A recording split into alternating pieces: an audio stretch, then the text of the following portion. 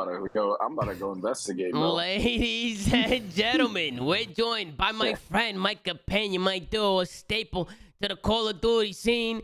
Give it up for Benji. Thanks, Tom. What's going on, Ben? It's a great day. Another day to grind. Another fantastic work day. Plugging away and happy to hop on. We got some great guests today. Happy to dig in. Yeah, because last time we were is this supposed shit on Spotify yet? Yeah, it's been on It's Spotify. on Spotify.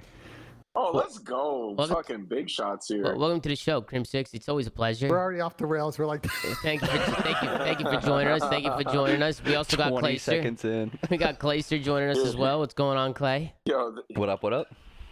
What, Porter? What? Yeah, what? I was gonna say the intro's pretty good, bro. Who made that? What, like the animation and The stuff? graphics. Yeah. Some random ass guy. Some random guy that New York found, and then I think New York ended up hiring him, I think. No credit, bro. No credit. Nah, bro, I'm gonna give him credit, but I gotta figure out his name. Random ass guy. I gotta figure out his name, bro. I have no idea. Just fucking shit all over him, bro. You wanna know how I got the intro? I just woke up one day, New York sent it to me and said, we have a gift for you.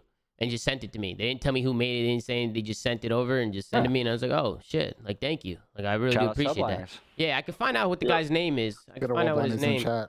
I'm sure Gersh Tommy, would tell me. You sound a little bit nasally, bro. Do you have COVID? No, I do have allergies, though.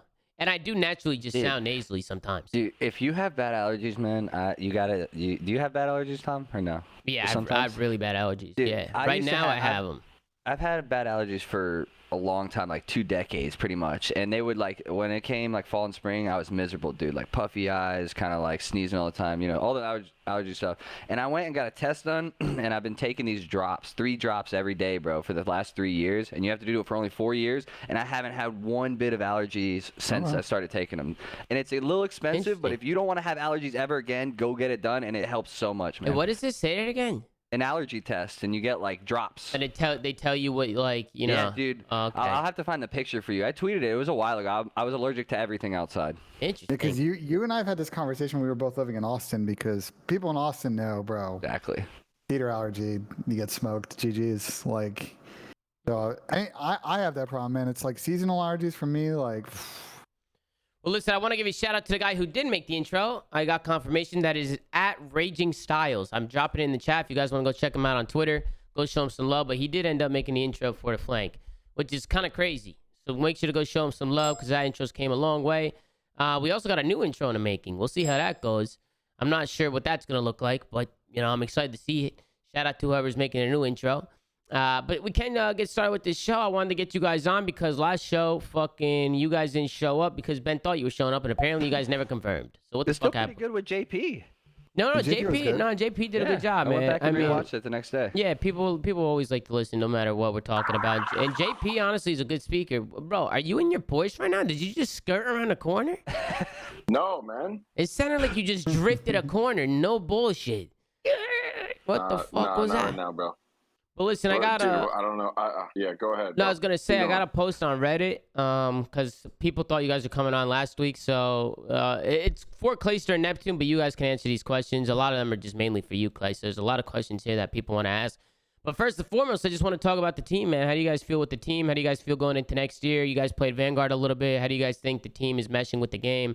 You know, talk to me a little bit about that and kind of how it all, you know, came forward like this.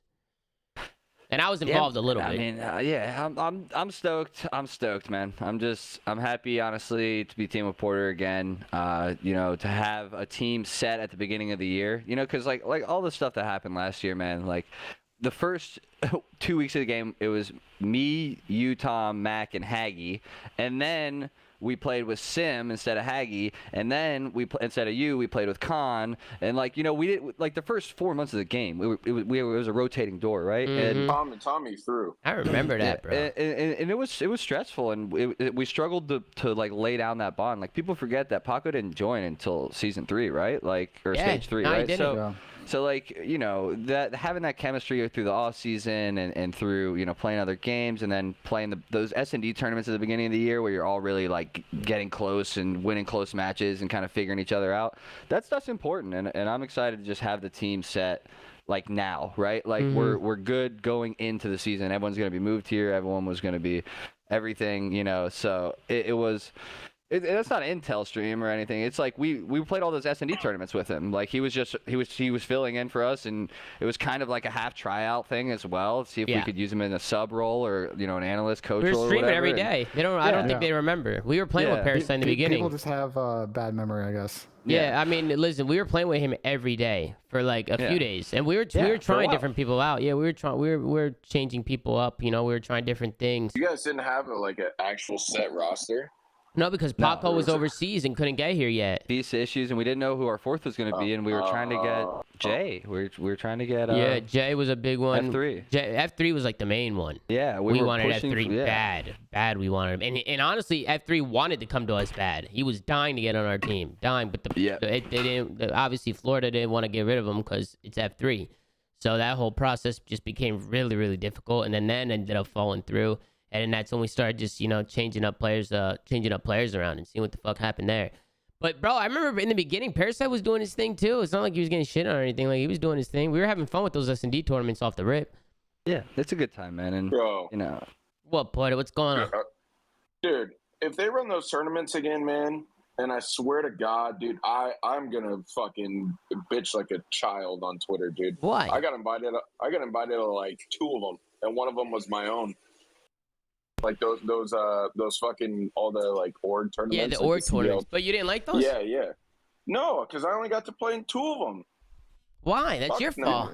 Is your issue with the tournaments or your issue with the number Wait, of what do you mean? invites You didn't get invited to any of the other tournaments? No, bro. I was literally like, bro, you guys, and dude, that was like the whole off season. Like I was grinding Warzone. The viewership was up. Like all this shit. I'm like, no invites, and I'm like, bro, what the fuck is going on here? Well, interesting. We got to get Crimsix some invites into these tournaments that kick off. But anyways, to answer your question, man, I'm fucking over the moon with this team, dude. Like, I just remember playing against Neptune.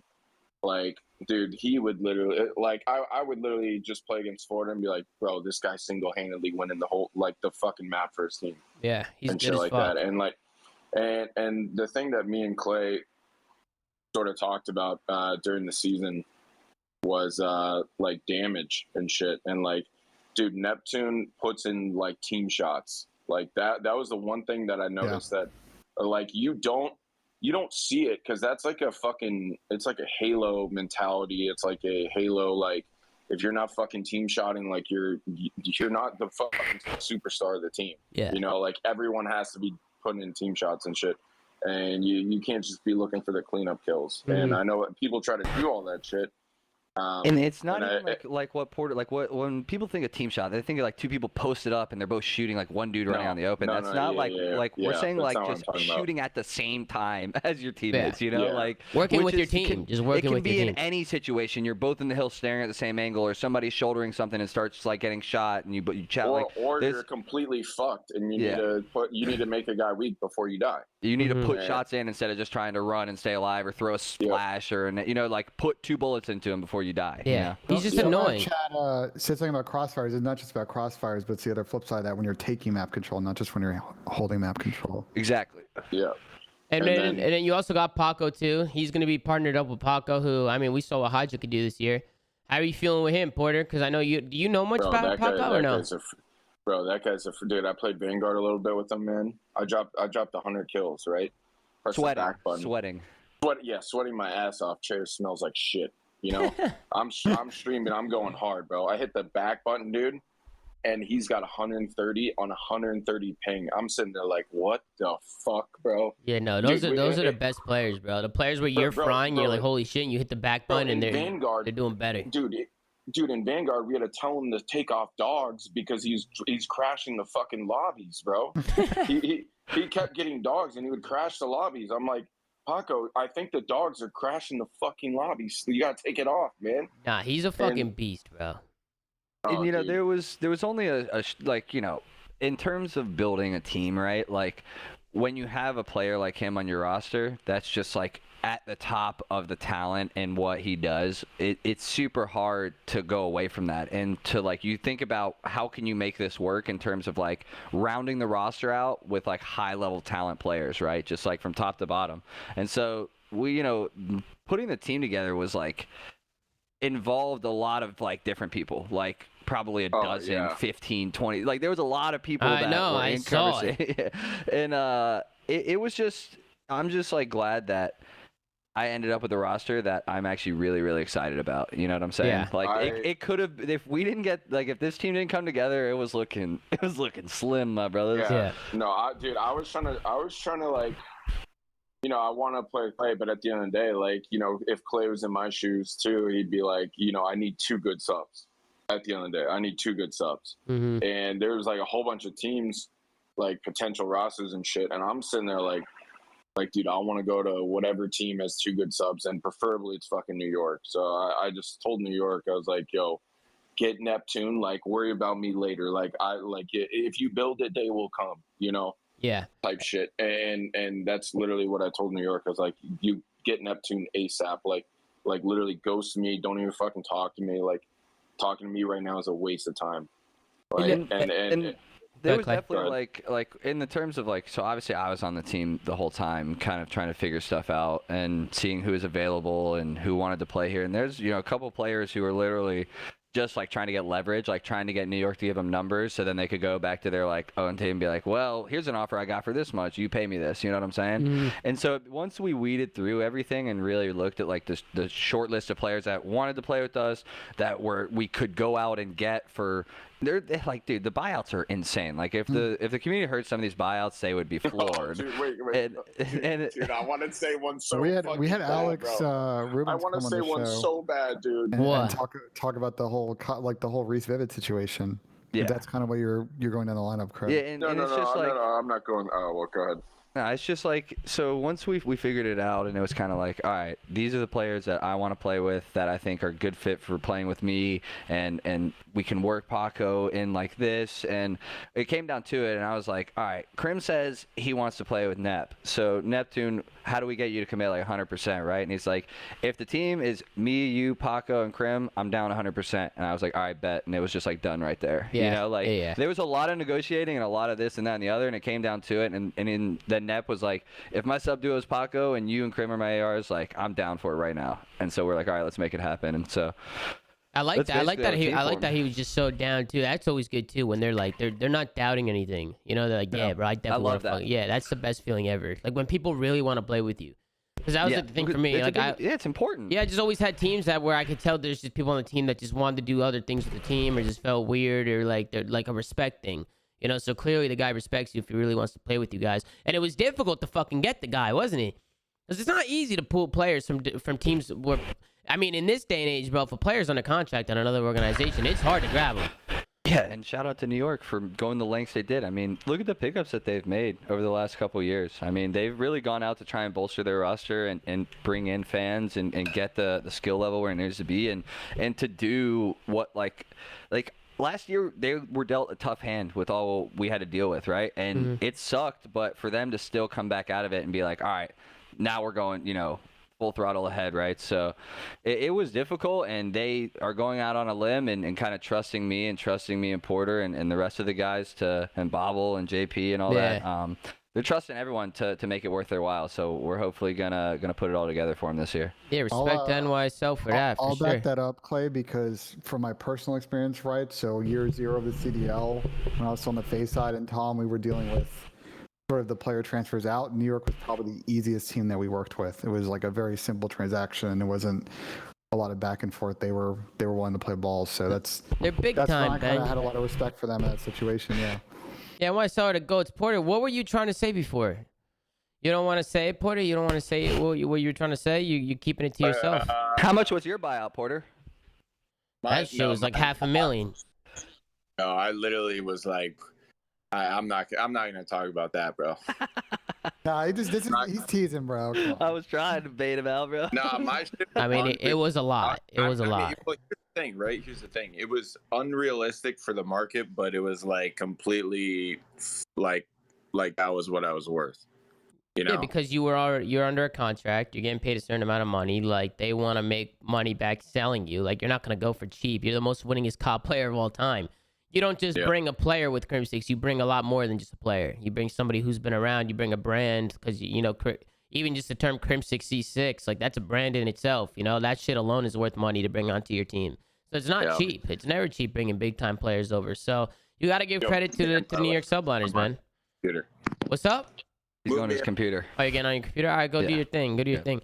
I wanted to talk to you guys and ask you a little bit too, Clay, about just like you and Porter. Like, how did you guys, did you and Porter start talking to each other as soon as the off season hit? Like, was that just like something you really wanted to do instantly, is play with Porter, and vice versa? Yeah, I mean, dude, Why the laughs? Why the laughs? I don't the understand. way that the off season functioned was weird. I guess I guess we can start kind of right after champs ended, you know? Because there's a lot obviously that happened, and even a lot of misconceptions that happened. Like, for example, you guys tweeted the other day something about, it was just like Gersh put up a clip of like somebody, JP, talking about players not wanting to play with each other, and everybody insinuated it was me and Asim. And Asim texted me, was like, "Did you see the endless amount of replies on Flank's tweet about us not liking each other?" It's like, LOL. We're like laughing about it. Me and Sim are still good friends. Like, we had a really good conversation, and like people just think that. Like, we lose champs, and everybody just hates each other and shit. Yeah. He made like one comment after he was pissed at some point, said something when he was mad, and everyone just assumes that like we're mortal enemies and shit, right? Yeah. And that's just not the case. It's never the case. And in all honesty, it comes down to like the vibe of the team wasn't working, right? Like, we weren't functioning well together. That was apparent. Like, there was something fractured in there that needed a change.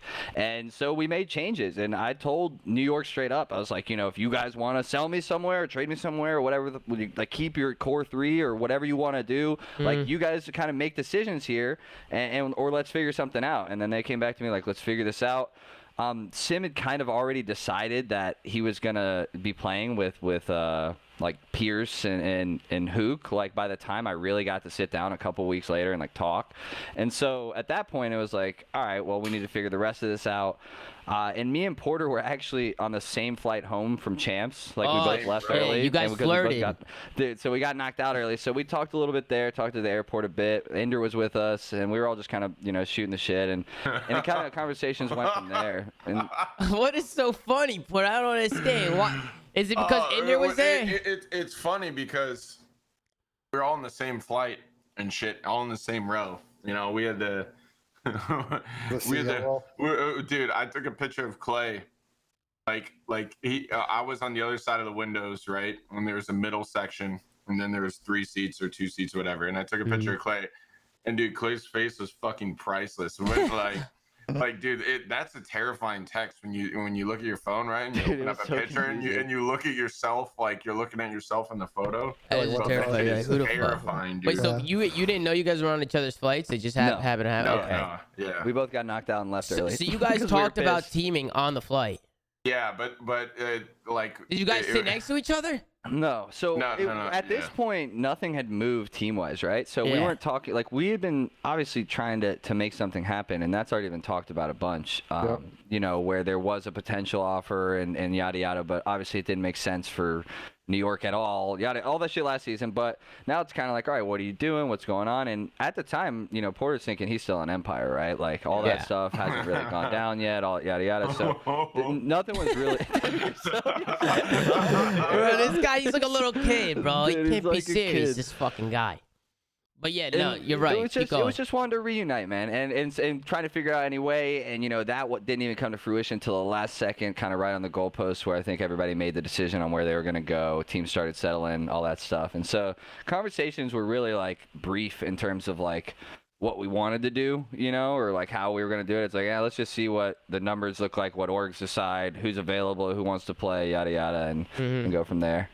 And then speaking of the roster, because I think a lot of people want to talk about a little bit, just kind of like Paco and Neptune. Like, how do you think they're going to work off each other? I know the English with Paco's been like a big talk about. People want to talk about him. Bro, I'm going to be honest, like his cons are pretty good. And personally, I know that, bro, English not being his first language, there's going to be problems regardless. Like, what he's doing is like super admirable because he's doing something that no one's doing. I think, I haven't experienced it yet.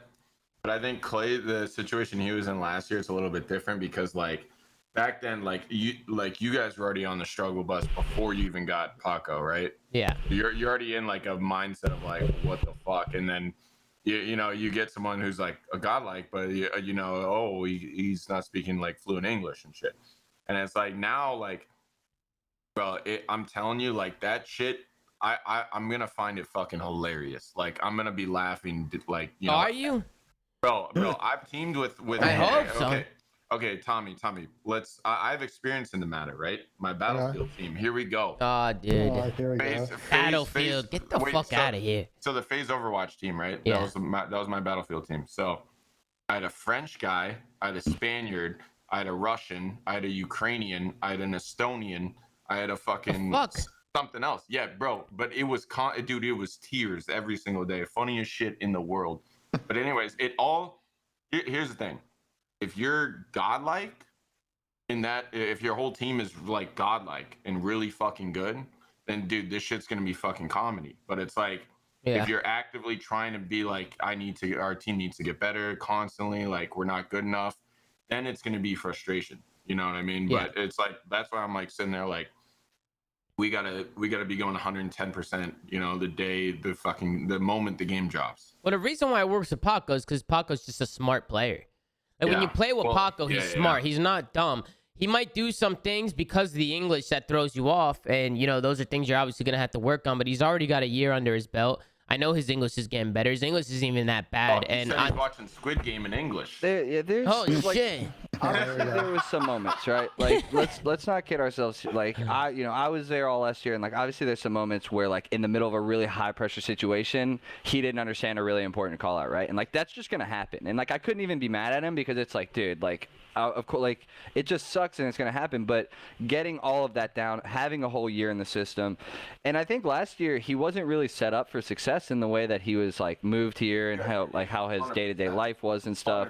100%. And so I think this year we're focused more on the team aspect, on the support system aspect, on enabling each other to perform well. Like I mean, dude, we posted that pic of all of us hanging out, and it was in like fucking May or some shit. It's the first time we've ever all been in the same room together. I think it was even past that, and so it's like. We're focused on having like a team facility where we all play out of all together, and we're like constantly, hanging out with each other, and we're constantly like, there's going to be more people in the area. The coaches are moving down. We're bolstering our coaching staff and just kind of really making that support system and enabling him to have the ability to like focus on his English 100%, be immersed in English every day, hanging out with all of us. You know what I'm saying? Like, right. He said that helped him the most, was hanging out with us in person and being able to like look at us while we're speaking. He's like, that's how I learned the most English, I want to back up something you said. So obviously I think it was clear from what you said that you guys are playing out of Dallas. So I don't need to ask that question there. But you guys are adding additional coaches to your lineup right now? Potentially. Okay. Well, with the re-signing of Bobble, first off, I'm sure a lot of people were curious about that and stuff, but it was mainly with an essay, bro. See that Bobble hit you with an essay? Bro, he hit me with an essay, like, dude, he had the whole, like, he had it mapped out till, like, January 10th, and I was sitting there like, bro, like, thank you, dude, like, I've never encountered this, like, why can't more coaches do this shit, dude? It was like, okay, we're going to take, 11, 23 through 27 off for Thanksgiving, where we got travel on. No, he is, bro. That's one thing you can always rely on Bobble, bro. Hey, when we were living in New York City, right, it was with Bobble. This guy was up at 6 a.m. every day, eating breakfast, working out. He was in the office 2 hours early, getting the VOD ready, getting everything written on the board. We used to have a little marker board. What's it called? A fucking marker board? I'm looking forward to that. A whiteboard. He had the fucking whiteboard, and he always had shit written down. Like, he was organized. He cares a lot. And that's all you really want from a coach is like the work. Yeah. Like you want to see him put in the work. Like you want to see him watching VOD, getting there early, getting everybody on the same page. He used to get on people for being late. Like Bobble will tell you how it is too. And I think Bobble he's a good dynamic for the team because he'll let you guys be you and let you guys play you. Like he obviously respects all you guys on the team. And then if anything happens, he'll step up and say something, if he feels like he needs to. But at the most part, I feel like he won't step over anybody's toes, and he'll be a good fit for the roster. There's been a lot of comment like it's hard. Obviously, Porter doesn't know a lot of this, but it was hard that how our team functioned last year in a lot of ways. Like I stepped on Bobble's toes a lot, like in terms of like the authoritative, like right. What I say goes, right? And it wasn't on purpose, and it was just kind of a natural thing where like a lot of the guys on the team were looking at me, and he's even kind of like unsure, like does he say something he might be wrong? You know what I'm saying? Yeah. And we've had a lot of conversations and talks amongst all of ourselves and being like I don't want to be uncoachable. Like I want to be coached. Like I want somebody to be on my ass if I'm doing something wrong, or if I'm like treating a situation like inappropriately or something.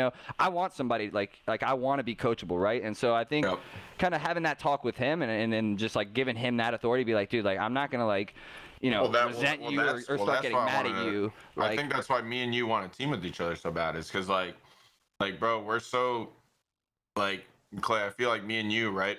We're so used to being right like 80% of the time. When we have so much experience and so much like game sense and all that shit, right? That we can't tell the 20% from the 80%. We can't tell when we're fucking wrong half the time. And that's where like me and you will like literally like just fucking click with that shit. I remember the fucking Gunrunner S&D. You and Ray were arguing about, how the fuck do we beat FaZe? They're 29-1 on this fucking map, right? And you guys were arguing about this shit for like an hour and 30 minutes, I remember. And then I look at this shit for 15 minutes, and I'm like, and then I throw in a different perspective, right? And then Clay, you're immediately like, oh yeah, let's fucking do that, like immediately, dude. And it was like respect. Yeah, well, exactly. And it's like, dude, people have that like how do I say it? Like misconception that, dude, it's like our way or the fucking highway. But in reality, it's like, bro, if you bring something like better to the table, I will literally turn on a dime on myself. Right. Like, yo, yeah, like what I was saying was fucking stupid compared to that.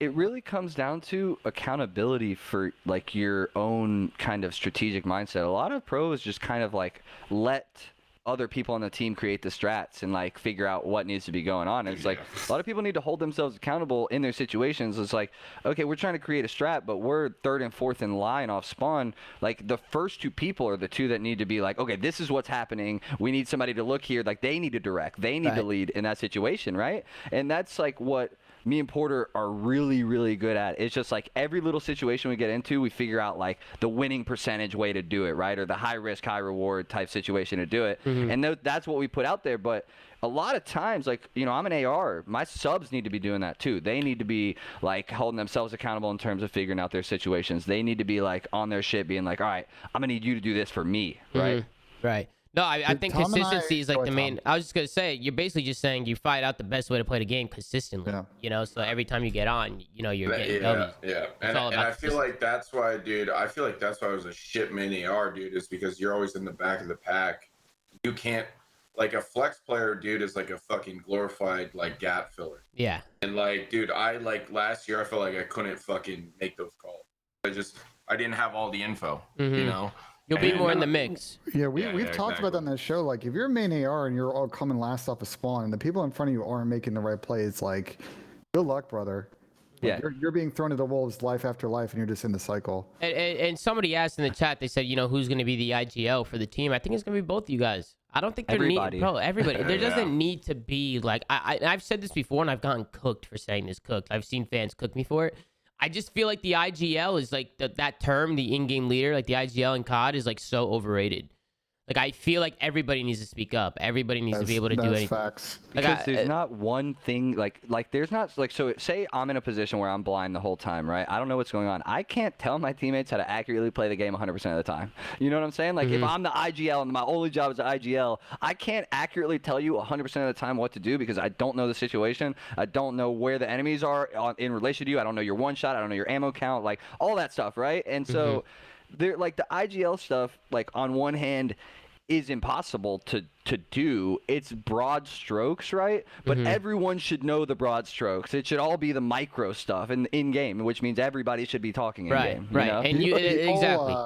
People always roast me when I say connective tissue on this show, but this is like that point. It's like everybody's got to contribute to that mindset. Everybody's got to be processing information. Everybody's got to be contributing information. And it's not just I just died and I spawned here. It's directing your teammates where to go to not only set yourself up, but you might be trying to set someone else up for gaining map control. And that's what the great teams do as opposed to an average team of Call of Duty. It's basically like having solutions and being able to adapt mid-game, and everybody needs to be able to do it, because in those high-pressure situations where it's like this one map is a super important map in a winners finals or whatever, and the other team just threw something at us we haven't seen on VOD, right? Whoever was in that lane and got overran by like a flood, they need to communicate to the team, be like, hey, on P2 last time, they 4-hit front. I need somebody to go top lane and cut off my front with me. You know what I'm saying? Like, every teammate needs to be able to do that in the game, and that's why I fucking love Team with Porter so much. Is because like he does it so fast. He does it as fast as me, which is like like fast you need to be able to do it. Right. And listen, an IGL, I'm not saying that it's non-existent. If teams have IGLs, like Clay and Ian, like I think you guys are really vocal in a match. I think like during the match, like you guys do a good job, like keeping the energy up and making sure everybody's doing the right shit. Like there's definitely an IGL in game. I just personally think it's overrated. Like I feel like everybody needs to be able to do what the IGL is doing. I just think certain people are better than others. But when you find a team where it's just one or two guys trying to speak up and everybody's quiet, nobody's saying anything, like everybody's just kind of going through the motions, those teams are usually the ones that suck. I mean, dude, that's what happened to me last year, dude. Like I got felt overwhelmed. like that? You felt like you were overwhelmed and just nobody would help? Yeah, it's not nobody would help. It's like everyone wanted to, and we were trying. It just wasn't at the level that I was expecting, and like wasn't at a level that I thought was high enough. And it became super frustrating to shoulder all of it, right? Like, and you know, I'm not saying nobody helped or nobody tried, because they definitely did. Like, especially Asim last year, you know, like he really tried to step up and help and be that like second kind of IGL in game, calling, adapting, yada yada. Yeah. And it's just, you know, you could tell. Like between both of us, we were thinking about the game too differently. Like because he's a fast sub and I'm like a slow AR. You know, of course you're gonna think about it differently. I want to address something that I'm seeing in chat, and people are talking about Alec. And yes, RCD's joining phase definitely helped him with comms, but bro, I've heard hear their comms. They all kind of IGL on that team, so that doesn't really stick. Bro, Simp and same with Abizi Toronto as well. Bro, Simp Abizi, I think the only one who's probably the quietest on the team is MC, but even at times MC can be vocal. But Simp, bro, I've heard Simp and Abizi go on rants. I've heard those guys go on rants, especially Simp. Like, listen, Alec does a lot for that team in terms of just being that guy to teach them, like, how to fucking play, because I think sometimes they get too overconfident and they make dumb plays on a map. Yeah. But he's a good anchor. He's a good anchor. Like, that's what I'm saying. Like a foundation. Like, he's really good for them to have to, like, touch base with and be like, okay, he's still being calm and he's fine and he's, like, playing the same way he always plays, right? Like, and again, I'm not really I'm not saying that. That's what I'm saying. There is an IGL. Like, I would give RC's the IGL of that team. I'm just saying it's overrated. I think RC's also has players that, you know, like to speak up and get involved. You know, it's how you become a winning team. Everybody plays a different game. It's what Clay just said. Asim was a sub. I was an AR. You know, they're basically playing two different games. They're taking different routes, different gunfights. They're seeing different shit. I mean, everybody needs to be able to talk. That's how you get better the fastest. At least me personally. But, Ben, before we get into some Reddit questions, anything else you want to ask? I see somebody in the chat asking who's going to be the flex. Krim's going to be the flex, right? Yep. Clay, you're going to be the main? Yeah. And Krim will be the flex. But, Ben, anything you want to ask? Oh, fuck it. No, I don't. No, I don't. I mean, definitely don't want to see Clay on a sub. I like doing AAR.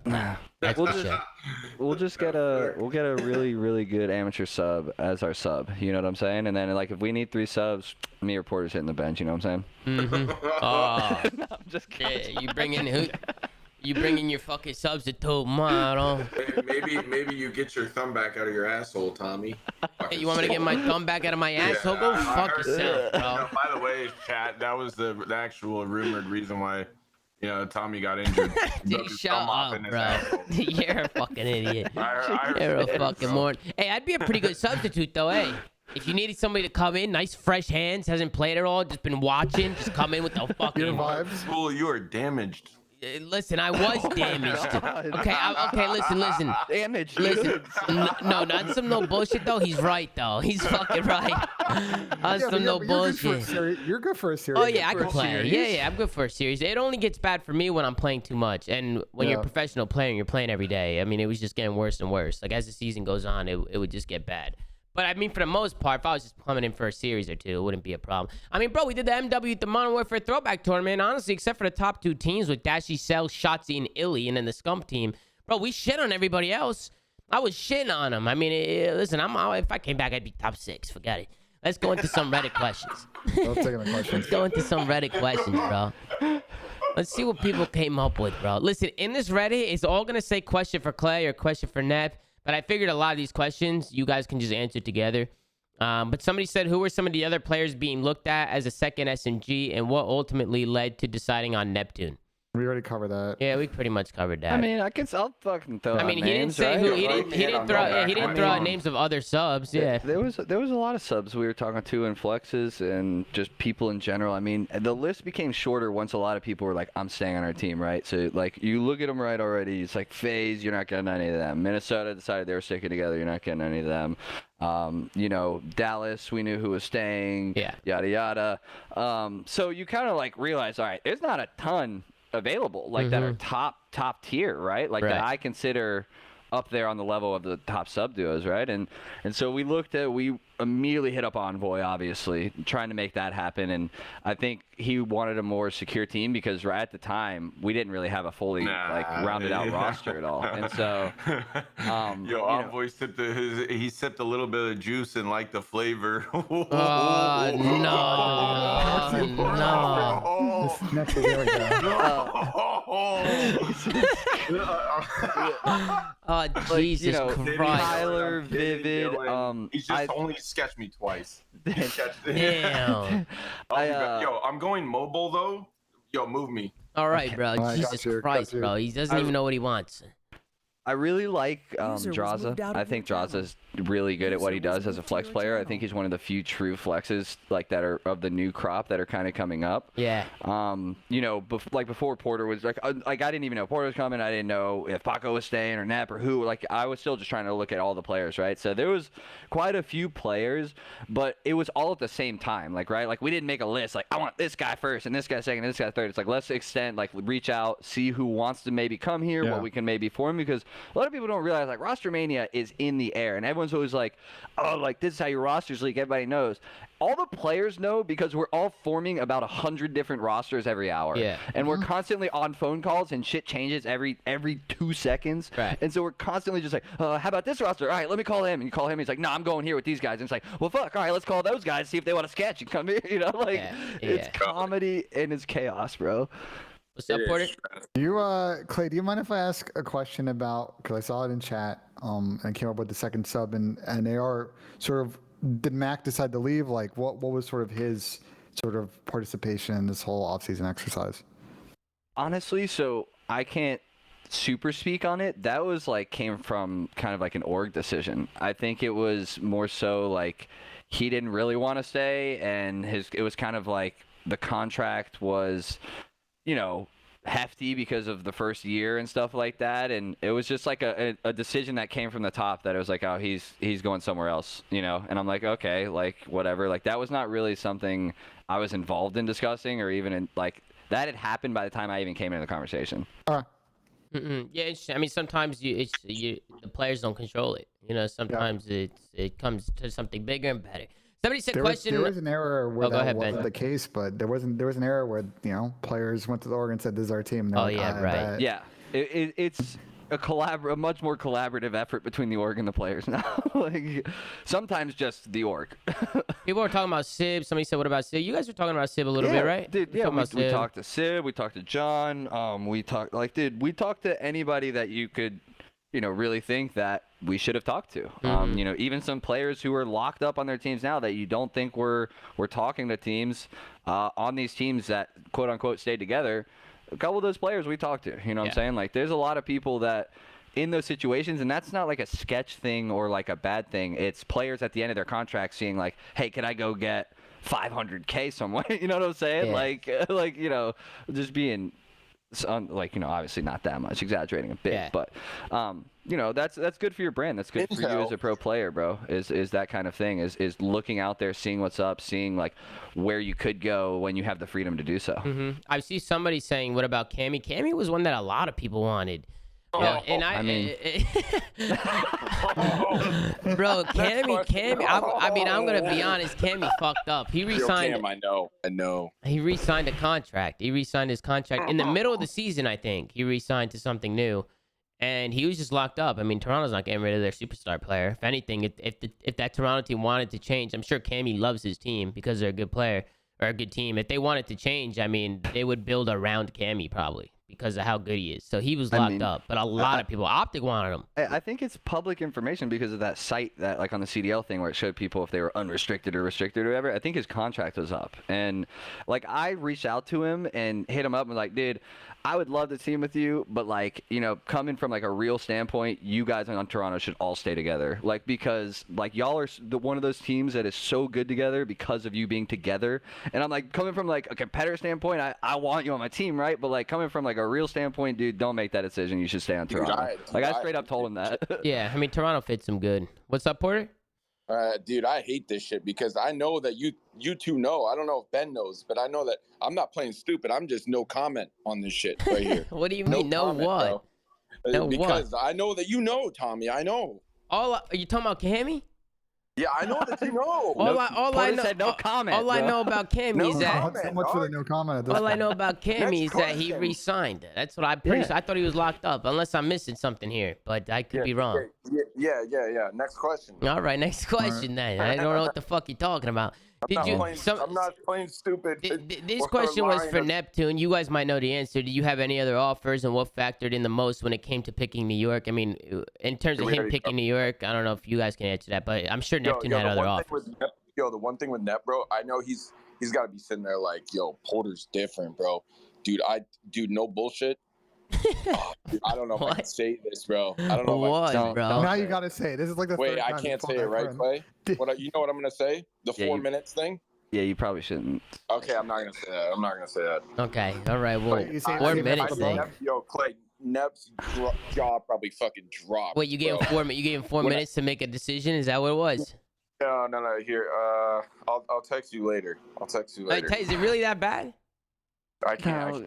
He's saving it for the book. All right, yeah, we'll save it for the book. Save it for the book, bro. Let's keep it going. For Claire, are you still interested in a players' union? Good story. It's a good story for later, for sure. All right, bad. Well, maybe I'll tell it sometime if it's not that bad. Maybe you guys are just exaggerating it, but don't say it if it can get you in trouble. No, it's really good. It's really good. It's like, honestly, dude, Clay, that's got to be one of my greatest achievements, bro. Dude, Jesus Christ, bro. Check your phone. On to the next question. Okay. Are you still interested in a players' union, Clay? You tried. I know you tried. I think pretty sure people just weren't answering you. This come up a couple times, and I don't think I've actually talked about it on like a stream or something. And I definitely do not want it to seem like I'm throwing people under the bus, because that's not my intention at all. But we tried, and we got to a point where, you know, a dozen of us kind of more vocal pros got together. Anyone who wanted to be on the call could have been on the call. I, extended the invitation. And I was kind of making introductions, kind of just connecting people in terms of like, hey, this is the guy who did the Counter-Strike Players Association. Let's have a 2-hour talk with them and just kind of hear the pros and the cons and all the legwork involved in creating a players union and the benefits you could get from it, right? And we had this. Yeah, go ahead. I'll let you finish. Yeah, we had these talk and kind of got stuff moving a little bit. Got in touch with a law firm who specializes in this kind of thing, and I made it clear to everyone, like, hey, like, I'm putting in a lot of the work right now. Like, there's that petition thing, which a lot of people don't know about, where we were trying to raise minimum salaries and severance packages for cut pros. Year one, it was you had your full year paid. It was fully guaranteed contracts. In year two, they cut it down, and we managed to get them to raise it back up. There was a lot of stuff I was doing but I was making it clear, like, hey, once this starts, like, I'm not being like the union leader. I don't want to be like, I'm not doing all the legwork, right? I need everybody to like pitch in. And that was one of the biggest things, was they kept telling us, like, you're gonna have to spend a lot of like effort and time and money on this that you collect, and then you're not going to see the benefits, like real tangible benefits, for many years down the road. Like, this is something we start now, and then in 4 or 5 years it's super beneficial to the players. But like, this isn't something we do and then this year we're like getting all these demands accepted and dev support, and what I'm saying? Like, that's not how it works and how it functions. And so a lot of people were like, damn, like, this isn't something that's going to reap us benefits like in the short term, and it's a ton of work. And so during that email chain, like with the law firm, it kind of just died out, and it got to a point where it's like, hey guys, like, if anyone wants to respond to it, be my guest. It's the middle of the season, and everyone kind of just like let it go, right? And so we tried, and it just seemed like one of those things. It was going to be too much work for not any benefit right now, and we still have those contacts. They're still kind of waiting, and they're like, hey, if you guys ever want to start it back up, we're ready to go. And so, you know, maybe I can hand the reins to somebody who's more interested, or some, you know, I don't know. The moment money became involved, like the players, everyone had to pitch in, right? The interest just like dropped. union dues. You know what I'm saying? Yeah. The interest just fucking dropped. Yeah, man. people didn't care. Like, yeah, exactly. The moment, you know, everyone had to pitch in, it was just fucking gone. Yeah, that's interesting, bro. I mean, I know it's been talked about. I remember seeing the list in my email. I remember people were doing it, and then I just remember it dying down super fast. So that makes a lot of sense. Somebody said for Neptune, what's the weirdest thing you heard Krim say so far? It's got to be whatever that 4-minute shit was. Bro. Where is Nep? Is he on vacation? He can join up if he wants to. I think last time he had to do something with his mom. I don't know. I mean, you should know. What's your teammate doing? Our scrims versus Florida were the funny, dude. I would actually be curious to see what he says because, bro, dude, me and Ender versus like Caesar in the fucking game chat of scrims, like we would do it to like NYSL and FaZe and Florida, and we would just yell like random ass things like Clay would shit talk in game chat and then fucking mute me like a little pussy, and you know, right when I'm chiming in, saying something back, you know. Bro, what's up with the game chat shit talk now? I know Celium does that shit a lot too. MC definitely got it from Krim. Cel doesn't shit talk. He makes last such year was remarks. The first year we could, because before we had all our shit hooked up to our PC and it was hard to talk in game on a console. And last year, now we can just lean up and hit V on our keyboard and shit talk in game. So it opened the door for a lot. Like even at LAN, dude, we were just talking to each other at LAN, dude. Oh, bro, yo. I heard MC was saying such shit over the microphone on LAN before Map. Says like the really most sus shit. Like, you guys think MC is some like little like kind like No, you know, they don't. No, they lighthearted- don't. They used to think that. Bro, They this know. fool is dude. He says some definitely watches heinous Sky shit. for sure. Some heinous shit on the mic, dude. Like some very graphic, vulgar stuff, dude. Bro, you like, know what's oh my crazy God. too is when I first picked him up, he was so quiet, dude. I couldn't even get a word out of him. I'm serious. I couldn't get it, like, especially out of game when we were just walking around chilling. Like, he didn't talk. He was super quiet. He just walked near us. He didn't really say anything. I think eventually, like, I always just kept warming up to him, like talking to him, just so he can get him, like, you know, a little bit more like comfortable around everybody, because he was shy. Now he's just like a whole different person. Now he's what fucking did you crazy. say you were gonna do to me? So, oh my God. What he say? He's in the chat. No, that's just my reaction to some of the shit he said. I saw some people putting that selling in the chat. He could be in here. Sometimes he's in here. I'm like, dude, get the fuck away from me. Like, dude, we're online, but get the fuck away from me, bro. He's funny, bro. He's a funny dude, and he's talented. But let's go on to the next question. Question for Clay: who made the decision to pick up Krim? Pick Krim up, and how soon after him getting dropped was the decision made? I mean, it was probably instant. Question for Neptune. It's obvious Krim was a bit weird to Nep during early Cold War days, auto tag sprint drama. How are they now, and what was the first reaction knowing he was about a team with Krim? Before Porter answers this, I mean, Porter, you weren't 100% going to come to NY. He might have went to, is that public knowledge, Porter? Like your two options of teams? Yeah, no, I mean, I literally told you and I told everyone else and I fucking told the owners and shit. I was like, I'm going where I see 2 elite subs. Yeah, like, so period. he might have went to LAG, you know? Yeah. Oh, LAG, interesting. I didn't hear about that. Okay. And the thing was, shit, I can't. Oh, dude, here we go with it, man. Dude, I just dropped a little bit of intel out there, man. Come on. Me and Envoy got dropped at about the same time, okay? Yeah. And me and him were that's talking. Interesting. And then Dylan, you know, he's playing like both sides of the fence. Dylan Envoy was playing the field, bro. When I reached out to him, bro, it was hard to get responses out of the guy. I said, dude, I don't know. I don't think this guy's coming here. And then I knew LAT had spots open, but I knew Nade wasn't texting me. So I'm like, you know, deductive reasoning. They don't fucking want me, you know, like Nade would have said something. And, anyways, so it was pretty much LAG or New York, and I'm sitting there like praying that it's fucking New York, because, you know, LAG, that would have been a huge fucking question mark, because that would have meant, you know, going back to like playing with Kyler. I wanted to play Lawson. I've always wanted to play Lawson. There's like mutual respect there. Mm-hmm.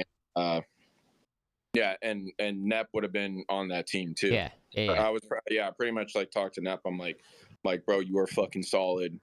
You need to be unlocked, and you will be unlocked. Like, well, what happened but with I LAG wanna is Hook fuck- I went wanna- there, right? And then Hook was there. He brought Gunless and Asim because they were like a trio. Yeah, And but at then the it filled up pretty at the end of fast. the day, it was like, it was either.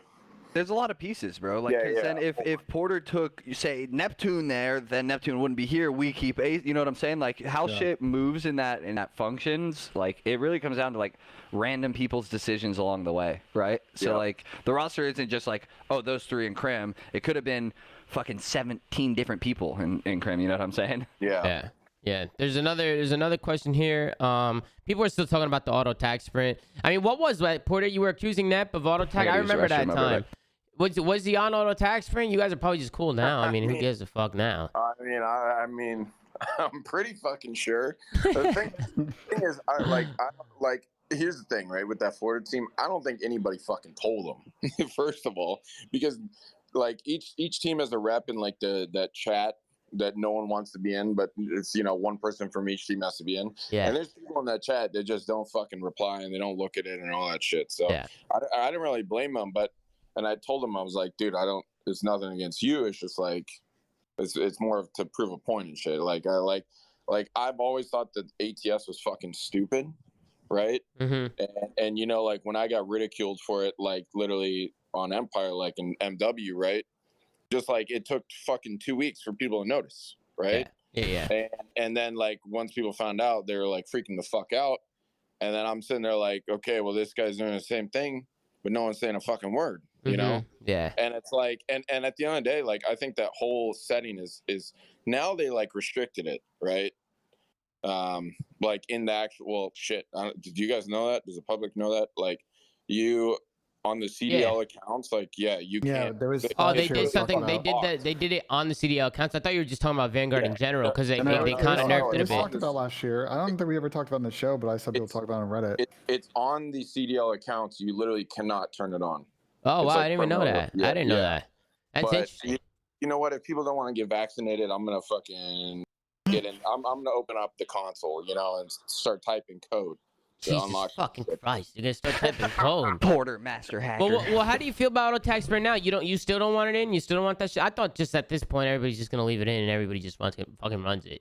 Like Warzone, just everybody in Warzone runs it. You know what I'm saying? Just fucking everybody in Vanguard competitive just run it. If everybody's on it, then fuck it. Are you on it? Are you on it?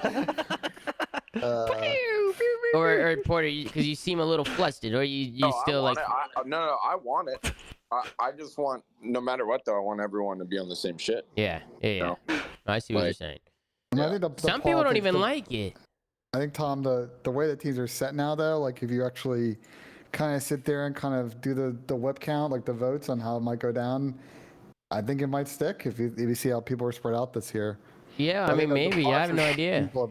I'm curious to see what you guys do. Dude, I'm curious to see if you guys play with it or not. What goes on with the state of the game, bro? The GA, like I said it in a tweet, just kind of joking around, the GA committee literally died last year. And a lot of those players are back on starting rosters, like the people who were always talking for their teams, the leaders, like the teams like Austin, Lamar, they're all like kind of even last year, there was only like 2 or 3 people that weren't on starting rosters, and that entire chat died. And so obviously we're gonna have to start it up again for the beginning of this year. But that shit might be chalked, bro. It might just be. I hope it is chalked, bro. I want to see snipers back. I wouldn't mind seeing ATS in, but I don't know. The only reason why I hate like not playing with ATS is because like casuals who are watching are probably wondering why they're not on ATS. Or Dude, what I can't stand about that GA shit, dude, is like when things are not going well, rather than let's get better guys. Let's get something fucking GA to change the meta, the dynamic. Yeah, sometimes it was OD. Let me.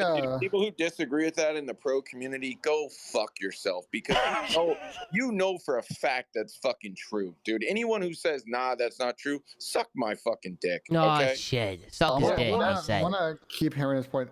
I mentioned this a couple times on the show because I thought the article was really good. But did you guys ever read Dr. Doug Lee, AK analyst? Or I guess he maybe has a new title now at LAG, but he made a whole post. He proposed kind of basically a new way to run GAs that would be less intrusive and kind of take out that like teams kind of looking out for themselves and what's best for their team, and more for like the common good of sort of the overall game itself. I don't know if you ever read kind of his post. Yeah, I did. I'll kind of retweet it if folks haven't seen it because I thought it was a really good idea and it's worth kind of exploration. It goes hand in hand though, right? Like because so say I'm a part of a team and we are getting fucking dominated by another team early on in the game using some pretty good gun or attachment or whatever it is, right? I'm getting sniped in the checkmate plane over and over and over and over, and it's just like, okay, it's first off, it feels cheesy, right? But then second off, it's a negative loop, like a negative feedback loop where you're losing and you're just like, oh, it's got to be this thing. And then people just like rail on that thing and to get it out of the game, you know? Yeah. And so it's hard to be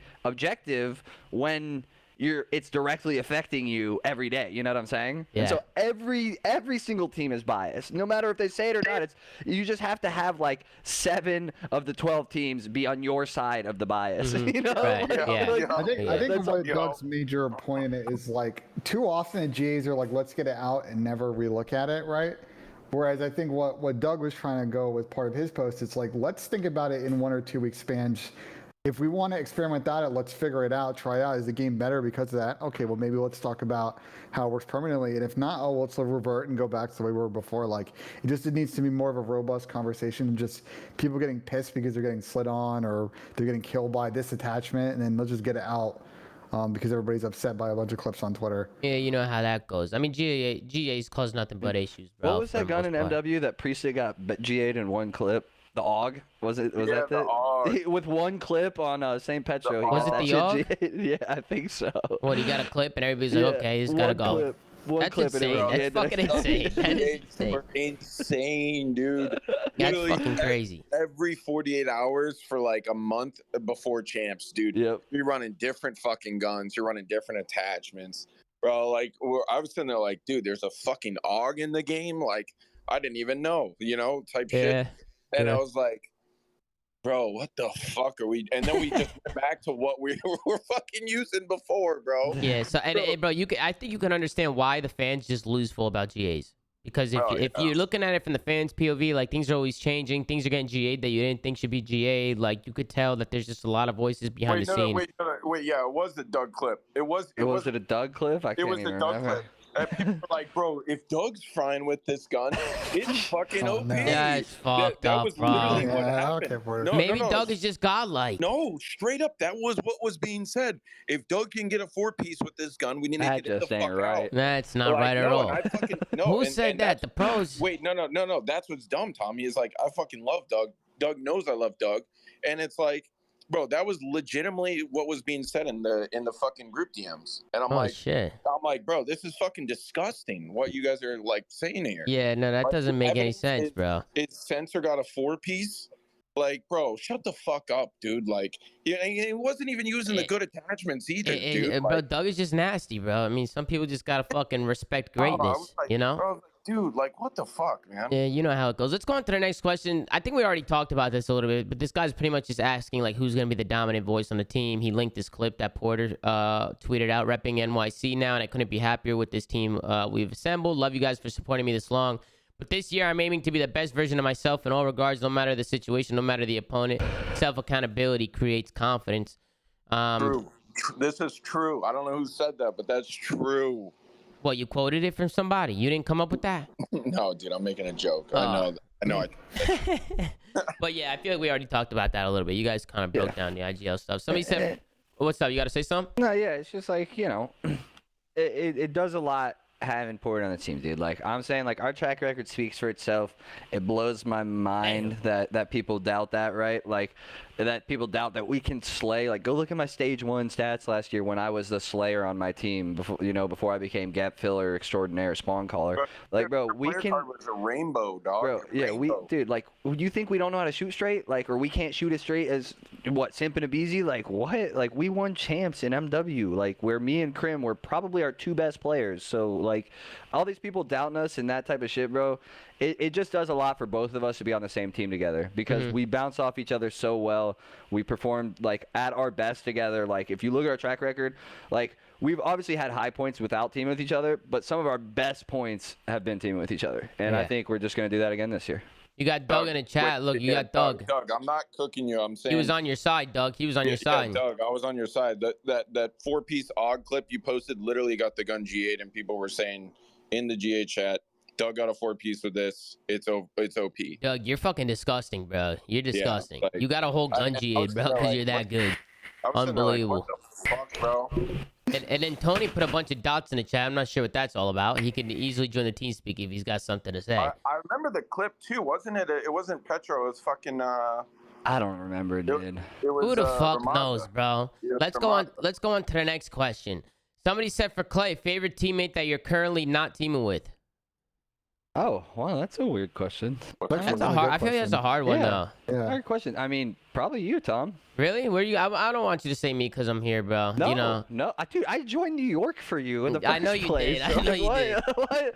I mean, like, I have a group of really awesome teammates, man. I mean, I've teamed I was with. gonna say you team with a lot of great with guys. some of my favorite people, man. Like a good group of guys. Like that whole United squad, I miss like hell, dude. You know, yeah, our Empire team. You know, Hook, Shotzi, Illy. I miss those guys. Yeah. Even like our whole FaZe team. You, that was a fucking fun Ian team. and Dylan. Like, bro, I've honestly teamed with some really awesome people throughout my career, and I'm super thankful for that. Like, they're all like my fucking friends, dude. Yeah, so it's hard you to know, choose. it's hard to say, man. Whenever Chris somebody and asks you Cap that as well? question, it's so hard. Yeah, Chris and Cap too. Chris and Cap you team with. Yeah, But bro. you've Chris, had- Cap, Nate, Seth, fucking Bose, Proofy, like All those we fucking can guys. keep going back. We User can keep was moved to going. your We got a User couple was people moved to joining your us. We got channel. Doug Sensamartin and Anthony Zinni, Fat Tony Oh, here's Methods. Bob. What's going on, guys?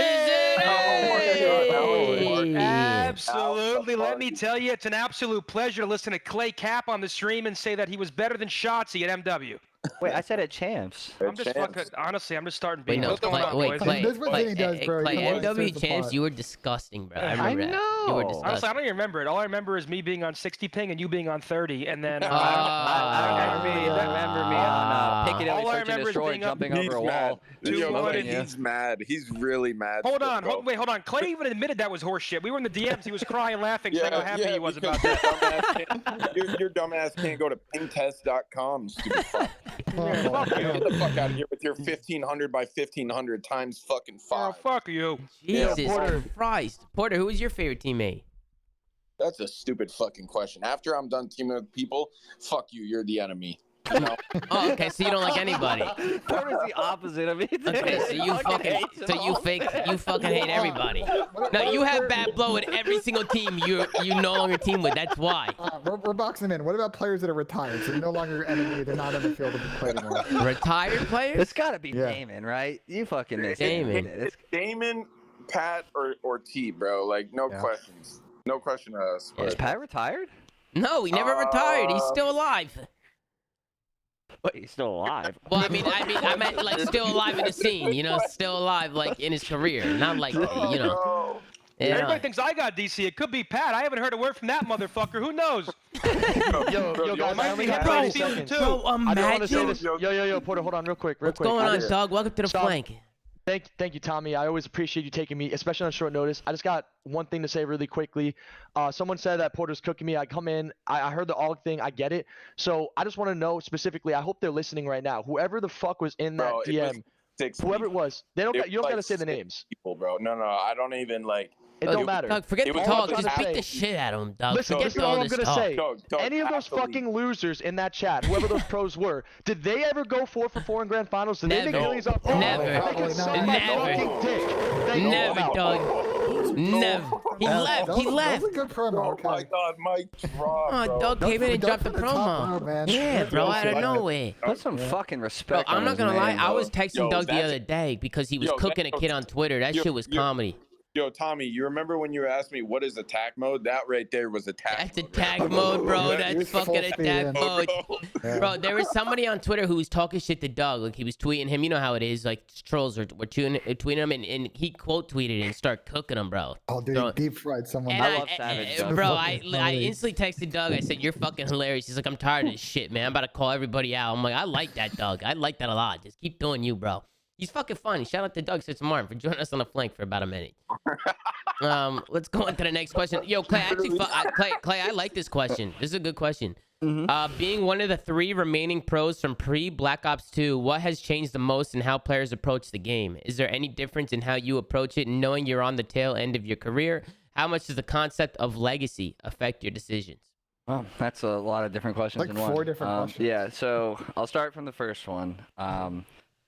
The approach to the game is a lot different, right? It's insanely different from back in the day. I think I made a statement on Twitter the other day when they were making these lists and kind of accounting for OG or whatever. Like OG players, I meant. There's a difference in the difficulty of the tournament levels, right? So if I come into a first seed winner semis match current day, I have to win 3 matches, right? And I can prepare. I usually know who's playing. Who I'm going to be playing this team. I'm going to be playing this team in the winners finals and this team in the grand finals. I can prep for just 3 teams, right? It's easier for that team. But that team starting in winners round 1 or losers round 1, who then has to prepare for 100 different like combinations of teams playing you, and that makes it insanely more difficult, right? So the tournament today is easier and harder than it was before, depending on where you start. Right. Back in the day, people would prep their strats, and that was basically it. And there wasn't a ton of VOD to watch, and you kind of just went into the matches and played your game, and you weren't really countering other people. You were more so just like playing like your best game. Right. And now it's come to a point where it's like you're just playing the counter of the counter of the counter, and you're trying as this huge mind game, and everyone's super prepped for each other and stuff, right? Yeah. But that grueler of a tournament back in the day, where you had to win like say some of these teams coming through open and then getting into pools, or even having to win 4 matches in pools, and then your double elim bracket starts and you have to go through all that, like the levels and the varying like variability of like the different components, right? So like you now you don't have to deal with like starting losers, but now you have to deal with like a 5-day long grueler of a tournament where you're prepping for 7, 8, 9, 10 different teams, right? And you have to be on your game all day. Like winning BO4 champs, like that is like one of the hardest tournaments. Like you have to win as a champs, right? You have to be so perfect over so long, right? So how players approach it is different, but where the difficulty comes from is different. You know what I'm saying? Like it's not the same problems or the same difficulties we had in the past, but it's new difficulties with the level of talent going up and the preparation and the coaches and the analysts and all that going up, right? So now it's becoming more of a Moneyball situation instead of like you just be better than the other people. You know, it's just evolving. The game's becoming. It used to be talent. It used to literally used to go to the event. Dude, if you listen to a listening from back in like the UMG Convention Center days, it wasn't like now it's like fucking wait for me bait. Back then it was Zinny, you fucking suck, and then Mr. X is behind him echoing him. So I'm hearing a parrot scream Zinny, you suck, and Zinny, you're nervous, over and over. Back then it was literally you get a 2-piece, you get hype. Yeah. Now it's like shut the fuck up. Where are they coming from? Yeah. Everybody's. I think the entire game has changed. Yeah, it has. And kind of going into the second part.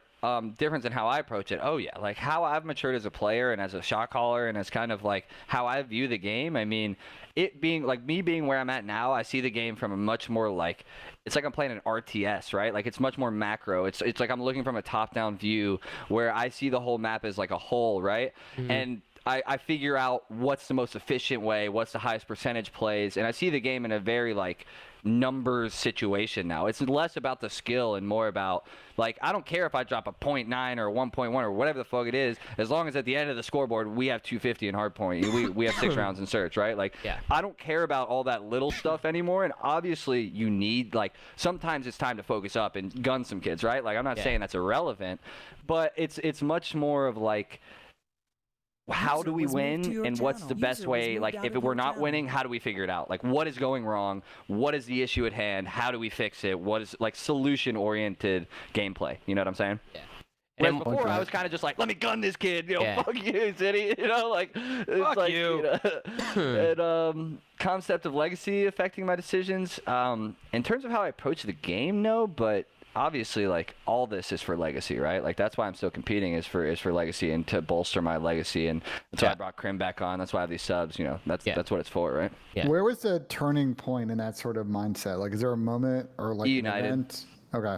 Yeah, really united, and the struggles, the drought I went on winning and stuff. That's really where I built that mentality and built the kind of like strive for winning over everything else, right? Like putting the W, putting just like how do we win? You know what I'm saying? Mm-hmm. And even stepping away, I mean, like you're talking about the legacy and stuff like that, but also the love for the game and how impossible it is to step away. It's hard to pull the plug. Bro, Like, I'm terrified. Did you guys talk about Clay stepping away on the show yet? A little bit. What happened? Did Clay you guys stepping talk away? about did you guys Last talk about the year. situation? We've talked. Well, yeah, we've talked about it on prior shows. Yeah, Clay's come on before. Clay's a natural on the flank. I'm like He's always Dory. I on. got memory loss. I don't No, remember. he's talked about it. I mean, we've talked about the mental part of the game and how you can get turned down, and then it's also very situational depending on your team. A lot of people don't know what goes on the internal workings of a team. So Clay's talked about that before. If you guys want to check it out, I'm sure you can find it somewhere. Dig down into the Did we flanks. talk about it on here? I don't know if Clay was on talking about it, dude. I think we've talked about it in our opinion on it, but I don't think we've actually had a first-hand like discussion with Clay about it. Maybe I'm wrong. I'm pretty The only pretty time sure he we- did, but I could be talked wrong. on my Clay was stream here when we about talked it. about it, but we talked about Clay when you talked about it on stream when you were playing the beta. Yeah, you have talked went about it a on whole stream. Conversation. We talked about, bro. That was a good topic of discussion for like 3 weeks. Like we were definitely talking about it like, a lot. No, you guys. You Clay, know? you're lucky I had to do it. I would have beat if I took that sub fucking role and got traded and I started first stage and you tried coming back, I would have beat the living fuck out of you in a fight. You don't even believe that. If I You don't started even stage believe if that. I started stage 5 and you tried coming back, I would have took your hands out for No, sure. the problem He can't even say it with a straight face, bro. with it, Tony, is it's not the oldies anymore. You couldn't do that if you wanted to. Are you out of your mind? No, you couldn't do that. I'd hop in a 2012 pre-owned coupe and run over this guy's And head. then New point of York, view then New looks York like would have been a- like, okay, let's send this guy to the bench, and we'll bring Clay back in. We'll get They somebody else can't. if he Rosters doesn't. were locked. It can't. And Clay's hands were broken. Trust me, I had it all figured out. Wait, no, Nonetheless, rosters were locked, but like, if you were still on the substitute role, you're good, right? yeah, but Diamond Kai would have Exactly. got traded for me. It was a 1-for-1 trade, so they would have had no subs but me. Oh And yeah, you you said declined no. that. You said no. Yeah, I mean, yeah, and I didn't know Clay was stepping down. It would have been nice to maybe a text next time, Eubanks, just hey, just so you know, if you do accept this, you'll probably be starting soon. Yeah, I planned all that, bro. I was like, you know what? Like, At about fuck. stage 4, I'm fucking gonna quit. that's Jesus what fucking that Christ, was my bro. plan the whole year, bro. What the fuck? I was calling Farzam, get him to change the rules, get the trade in, fucking get me over there, Yeah, yellow. and then Farzam's fucking talking to me. He's like, dude, this is a fucking hectic fucking thing. There's fucking so much different shit going on. I don't even know who to fucking talk to at this fucking point. He's losing his mind. Like, bro, I feel bad for Farzam and all the guys over there because I'm like, dude, these guys are going through it, you know? But let's keep going on, bro. Clay, I think I know the answer to this question, but it's which of the 3 chance wins was your favorite and why? Was it the denial one? Honestly, Getting so thrown to the wolves? yeah. So they were like, I have attachments to each of them, to all the big tournament wins. In terms of like proving to like. The first one, obviously, right? Like that was a huge moment for me in terms of just like my decision to not be in college, my decision to drop out and to pursue this full time, and with all the stuff that had happened and yada yada yada. Like that's why that one was so important to me. But honestly, my favorite is probably Black Ops 4, just because after that whole drought, I didn't know if I'd get another ring again, and like that was what I was wanting that whole time. I was like, I just need another ring before I'm done. Like I need one more ring before I'm done. That's all I want. And so then we went playoffs, and I was like ecstatic about that playoffs win because it was $1 million tournament. But then in the back of my head, I'm like, damn it, we gotta win champs, man. Like we have to win this ring, right? Yeah. And so that's why like winning that one Felt is good. the most special. It's like my favorite one because like that's the one I was working for fucking 4 years. Yeah, You know? you just wanted it bad and you got it. Yeah, you know? exactly. Somebody said in case this doesn't get touched upon in the show. Actually, before we go on to the next one, Porter, Krim, you what got about 3 years. yours? Yeah, you got Yeah. 3 years too. What 3 rings too? What about you? I don't, dude. That's a weird one, man. It's like, I mean, same thing as Clay. Like everything's like, every single one's good. Every single one is like means something different. I I feel like the IW one was special for you. The IW one was special, but I don't. The first one probably felt good too. If the MW one was like in person, like crowd and everything, I would have been like, dude, I better be winning awards for this fucking like comeback story, dude. I think that whole like, you know, getting fucking canned and then like coming back with this team and like you know, winning champs, and not only winning champs but having a successful year. Like, dude, if that shit was, if there wasn't COVID and we won, like that shit would have been fucking epic. Like probably one of the dopest things like in esports period, in my opinion. Yeah. But the fact that it was online sort of fucking sucked. Yeah.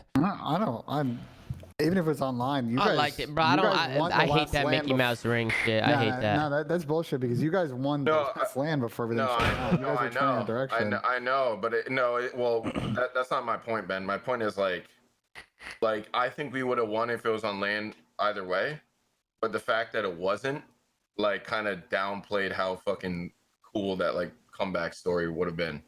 You know, like that shit would have been. I think it would have been way more epic if it was in person. Like, holy shit, this guy, you know, was getting shit talked. There's just no excuses in person, bro. Yeah, and this guy was getting shit talked in every single fucking way imaginable, right? Yeah. And then comes back on a new team and then wins it all. Like that shit to me would have been so cool. Yeah. Movie. Somebody said, this is an interesting question. I want you both to chime in for this one. In case this doesn't get touched upon in the show, can you address the concerns about the slaying from you and Krim, meaning Clay and Krim? Not trying to say it'll be bad, but if you're up against Cammy, Insight, or ZCell, even Slasher Gunless, do you think the slaying might be lacking? We go around the sun like a few too many times, and people just think we ain't got thumbs, bro. I don't get it. It's okay, Clay. They don't see us coming, but we're always there. You know what I mean? Hey, if that's what those players, like, I'm sure those players don't think that, but I hope those players think we're like the just like shitters. Yeah, I hope so, dude. It makes it easier. No, you guys are like bots. It makes it fucking easier, bro. I mean, that's how it always is when players get older too. Like, I feel like when players get older, they mature into better COD players. But like, sure, the slang might drop off, but you guys don't also need to be that type of player. Yeah, Paco and Neptune. You know what I'm saying? Like, you don't need to be those type of players, and everybody can't be just a superstar slayer. I mean, it would help if everybody is, but I mean, you guys have the potential to do that. They're acting like you guys can't slay. Which is just, I mean, he wasn't acting like that. He was just saying in the question, that's how people talk. Here's the thing. And but this guy wasn't saying that. They either fix it or they get fucking benched. Right? Here's the thing, though. I think me and Clay like both perform so much better like playing together because like, dude, it is. I mean, Clay can probably agree with this. It is so fucking hard to concentrate on yourself when you're like looking at the minimap thinking like, what the fuck is that arrow doing? And then wait a second, what is going on? What the fuck is that arrow doing, dude? Like, just it's so hard to like focus on, you know, all the little things, right? When you're seeing all this shit going on. But when you have someone else that's like also sees that shit and like also realizes like, okay, this gap's open, I need to be here, like then you can focus more on yourself. Yeah. And that's what I experienced more on the Empire team, right, as comparison to Optic, was like, dude, holy shit, every single gap is fucking filled. Like I just need to focus on me at this point. Yeah. And it was such a weird fucking feeling, and you know, I missed that shit. Yeah. This is the exact point. One of the reasons why Tom and I wanted to start this show, because this is the kind of stuff that never really gets talked about. That kind of perspective on how you build a team system. It's never really. Oh yeah. Yeah. Listen, fans talk about it, just not enough. They talk about it. It's truly having someone like Krim on the team where, like, so, you know, I'm sharing the load, he's sharing the load, the other team's sharing the load, but like me and him are the two main pieces, right? We sit there and we like bounce off each other. So like when he takes over, then I can just look at my fucking reticle and I can get mixy with it. You know what I'm saying? Yeah. But like if I'm doing it, then he can do the same, right? But like when we're on separate teams, it usually comes down, like the lion's share of it comes down to just like us, and it's like there isn't that other person who's really taking like share of the responsibility like equally. You know what I'm saying? Yeah. There are still CDL teams out there that I think haven't realized what that like everybody has to pitch all in philosophy is in order to be a winning team and like overperform, right? There are teams that like don't have accumulate as much talent as other teams, but they don't try and often compensate with that teamwork, and that's how they just get in trouble and just instantly chalked after the honeymoon. Yep. Let's go on to the next one. Like every Zinni's team. Oh, that's not right. That's Oh. not right. Oh, I love Jesus. Zinni. We don't come in and say stupid shit. You literally got dropped off second place team. You can't hang. Thank you. Thank you, ex-Rofer. All right, let's get into the next one. This one was for Clay, but I think we can involve Krim in this a little bit too. What changes are you expecting to NYSL with Neptune? With the Neptune pickup, are you expecting him to play the exact same role as Asim did, but with more slaying? Do you feel returning members, yourself and Hydra, will have to adjust your playstyles to accommodate Neptune? I think that's on Hydra and Neptune to figure out. Like that is like, you know, you saw that, like how Sim plays is unique, man. There's not very many people in the league that replicate Sim's playstyle. I don't think really anybody to the extremes that he does. When we needed him to slay, he fucking slayed. When he wanted to do the route stuff and Hydra, we picked up Hydra. That's what he did, right? I think it's all about the balance between your subs. I have no idea. Really, like, obviously they're both fast, high octane, talented sub slayers, right? Yeah. But one of them is gonna have to bait for the other one at all times. You know what I'm saying? Like, they're gonna have to work that Simp and a BZ duo ship where they're bouncing and moving and grooving together, and that's on them to build that chemistry and to do together. Porter, anything? Yeah, no, I agree. with Clay, That's good, bro. That's good, Porter. Sorry. I just, dude, What? you gotta show this on stream, bro. What you is gotta it? show this on Dude, stream. here we dude. go. Oh, Jesus Christ, bro. No, I'm afraid to click on whatever. me This check. one's fucking funny, bro. I saw this. You gotta put some time. All right, here we're gonna show. I'm gonna go to a display capture for this one. So I'm gonna switch the whole scene up. Let's check it out. Damn. We know, though, there's only one real owner That's of one Optic. good-looking dude, man. Look at that. Look at that picture, bro. Patty P, bro. Look at Patty P, bro. That is a good pick. Honestly, bro, Patty P's a It's go, good bro. pick of him, bro. He's the fucking go. I'm pretty sure he used that one for 6 years after that picture was taken. No matter how much he weighs, no matter how much he grows, he still uses that one. Everybody has that one picture. I'm right there. You know, every time I joined a team, I would send them a headshot that I liked and tell them to edit the fucking jersey on it. Yeah, bro. A lot of Fuck people that. did that shit. A lot of people. Or you could just It's take tough new to ones. find a diamond in the rough. Yeah, bro. It's tough to find a diamond in the rough, man. Listen, I think this is a good one to end it on, okay? We can ask this to both Clay and Krim. Has retiring ever, been on your mind? Or this offseason? Like, even this offseason, Clay, I know you fucking, not that you wanted to, but, like, the game's has been mentally stressed out. Like, it's been stressing you out, no? Yeah, dude. I mean, right, there is a time where I'm not going to be a pro COD player, right? Like, that's just a fact, right? I'm not going to play pro COD till I die. Like, Yeah. that's not realistic, right? But the idea has been there for a long time, even during that drought. Even, like, it's always there. Like, could I hang this up and be content with it? Could I be okay with what I've done so far and move on to something else? And, like, it just, like, even talking to you, Tom, and talking to everyone who's kind of backed away, they just fucking missed the competition, right? Like, and that's, like, the biggest thing. And I know, like, everyone says that. I'll find, like, something that'll scratch, like, that minor itch, but nothing will ever really do it like playing at this level does. And, like, I've been on the edge of it before, been like, is this for me? Do I want to continue doing this? Do I want to be like this to be my everyday life and whatnot? And I fucking love it. Like, I love playing COD. Like, it is fun to me, like, to get on and to smoke, like, other professional players and, like, to go to tournaments and that crowd being there. And, like, it honestly, like, it's mad fun, and it's a blessing to be in this position and, like, just realizing the positives from it and what it's done for me and the little things that I do enjoy about it, and just making sure I take care of myself, man. Like, just making sure that, like, when I needed a break, I took a break. Like, if I would have kept going, I would have just retired, and then that would have been it, and I would have made my decision. And it's like one of those things, right? So it's like just understanding what this game does for me, what you guys, like, having friends like y'all, everyone in this call, like, that I talk to on a regular basis, having the chatters, having all that, man. Like, it truly is a super huge blessing to be in this position. And I think just having perspective on that is the most important thing. And once it becomes like more weight than it's worth, then I'll be done, right? But right now, Well I love said, where I'm bud. at. That is well I said. love competing. I love Call of Duty, and I can't wait to win more tournaments. I mean, Maybe this should change our lives, dude. Sorry, Tom. Go ahead. I didn't mean to cut you off. Oh no, no, you're right. It changed their lives. I was just gonna say, being the guy from the other side of it who has pulled the plug, like I 100% agree with everything you just said. You know what I'm saying? I miss it every day, bro. Honestly, that's why I'm happy I made the show, because I could still be involved. You know? That's why. I'm glad I've you been stuck dealing around. with a lot of the Zin retire and do content. It's going well. It's like there's a lot of people in the league that can probably go do content or go work behind the scenes, but like unless you play on that main stage, it's truly impossible to describe the feeling. Like, especially if you won on the main stage, Dude, it's like a beating drug. Optic It's like a at drug. You want to Champs do it last again. year, bro. Beating Optic at Champs, like, you know, maybe the last time the real Optic gets beat at Champs, you know what I'm saying? Like, it's the best fucking feeling, dog. Shut the fuck up. Dude, what the fuck is wrong with you?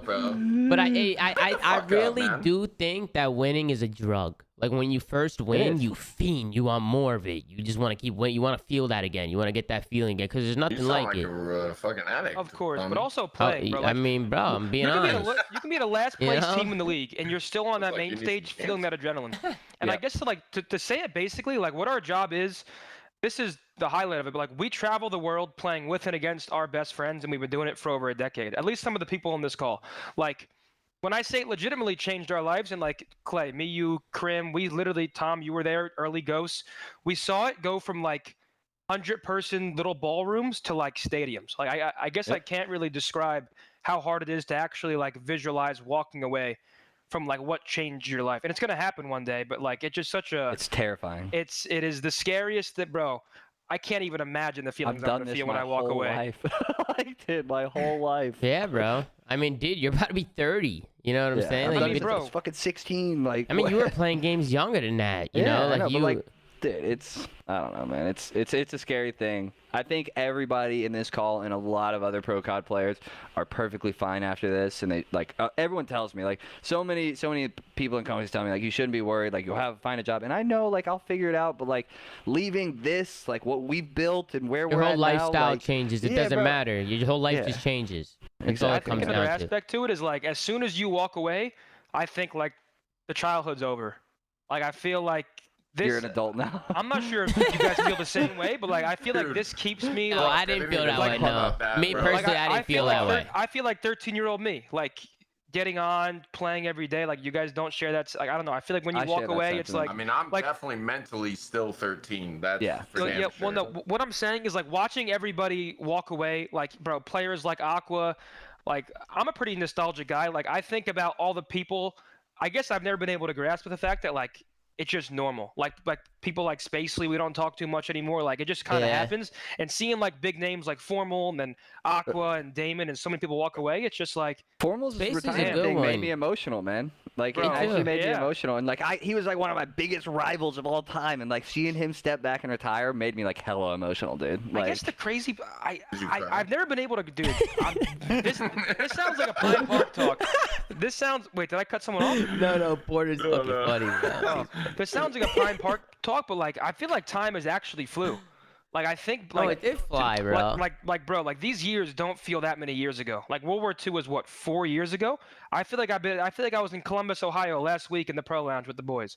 Like I can't grasp how quick it's all happening. And fuck COVID, because that obviously. Porter, why are you laughing? I agree took a with him big on that. chunk I of- agree with Because him. World War II was like, dude, that shit was World War II. That shit was fucking horrible. Hell No, on it Earth. wasn't. Columbus, Bro, you guys Ohio, were just bro. so bad at it. 4 dude. months. Wait, hold on. No, it wasn't, Wait, dude. I'll die on this hill. I think the Columbus, Ohio era of Call of Duty is the best era of COD we've ever had. Fuck no, What, bro? We are never gonna get that again when we're all Fuck together. no. You're hanging I out with think the different ghost teams. days- You're I all think the in ghost one days are the room. Yo, you best. should ask Crowder about getting his fucking apartment robbed. Okay, if that's that different. was the Wait, best what? era My, of wait, hold Call on, of hold on. Duty, My bro. apartment That's didn't get robbed. different. I didn't lose my fucking Dude, we were $3,000 straight- laptop, dude. my shoes, everything. Everything was gone. Dude, we were straight up on the set of fucking Black Hawk Down, bro. Like that shit was like an actual fucking war zone there in those apartments. Listen, so. yeah, I that know, complex my was God. dope. there will never fuck. be a moment where all those players are ever together like that again. If for Bro, that extended okay, period of that's true, that's time, true, like that's true. hanging out the way we were, Dude, like think about it. Oh, dude, that's what- basketball, dude, I'm- basketball. Yeah, way I'm too smoking weed in nostalgic, garages bro. with the boys. You know what I'm saying? I'm Hey, really getting chill all out, teary-eyed Tony. right What the now, bro. fuck, Tony? What? Are Look, you- it's 2021. Grow the fuck up. I was going to Lifetime Fitness, coming back, walking into a garage, and we were sparking up. I It's think what it California was. is in it's Ohio, so Well, I don't I mean- smoke anymore. I mean, yeah, nah. It was just, Bro, I bro. remember To me, it was having the ghost basketball in days. Columbus and no one passed me the ball for like 20 minutes. I said, "Fuck this! I'm hitting the weight room, dog. Like, I'm getting the fuck out of here, bro." Cap wouldn't pass me the ball, bro. You were and I'd be probably like, I'm so fucking ass. gone, Hey, you had to dude. be so ass if they weren't passing you the ball. No, I was, dude. I was awful. Oh, you played Dude, too? I didn't yeah, play yeah. that. Zen were by far the Dude, worst. Zen, we're bro, the worst, right? Bro, we're the people worst. have me guarding Pierce. Pierce is 6'4". Yeah, Pierce is big. Pierce Pierce is is big. 6'4", and They he had would me guard him too, bro. and he would work out before we play basketball, Oh, so he he's was dripping ripped. sweat on my And forehead. not only that, I'm he's trying to tall guard. as shit, too. I'm He's trying tall to like guard the guy, and P.O. he's leaking on me. I'm just like, I'm like, what the fuck, He dude? smells like he has worked out for an hour. You're sitting there like, get the fuck away from me, man. And he's sitting there dunking on you, bro. You know, You sitting there like, listen, bro. When dude, Big I'm gonna go P's run running for a full while. speed with the basketball, bro, you get out the fucking way, bro. And You Doug get out was the there. way. Doug, dude, whatever Doug does, he does it 120%. Yeah, he Doug was does. blocking like D Rose. Doug was Doug was in there, Doug was dude. pretty good. I've never seen someone haul ass so fucking quick to block a ball. I'm trying to shoot a three, and I got Doug just diving at me. Like, get the fuck away from me, Doug. Bro, Doug is fucking hilarious, bro.